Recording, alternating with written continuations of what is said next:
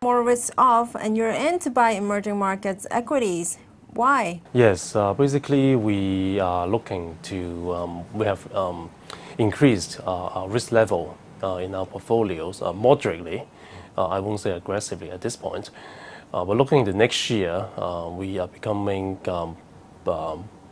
relatively more optimistic. And we have raised our rating for emerging market equities. That includes Asian equities looking into next year.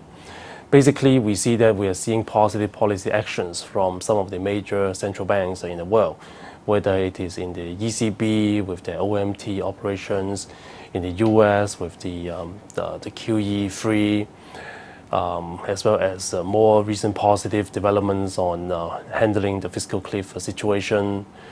In Japan, we are seeing potentially more liquidity injections, as well as potential some more easing measures in Japan.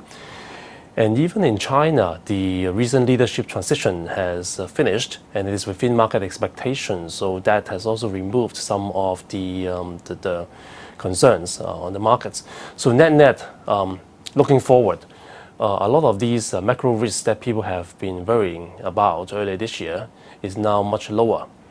And we do see that the tail risk for the market has significantly reduced, especially in Europe for a breakdown of the euro. That has been significantly reduced. So we are turning somewhat more optimistic for next year.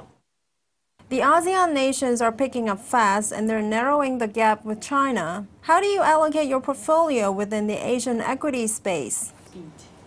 Well, yeah, I think in terms of the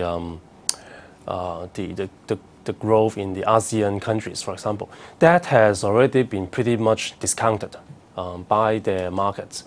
While for countries like China, basically people have been having a very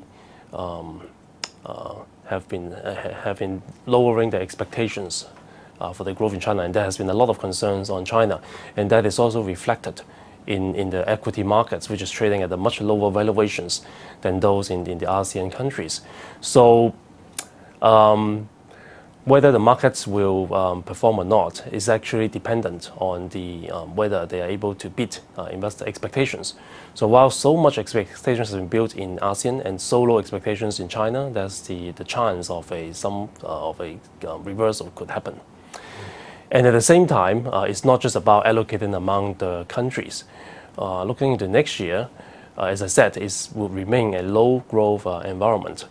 For stocks that are able to deliver growth in such an environment, they will continue to be highly valued by investors.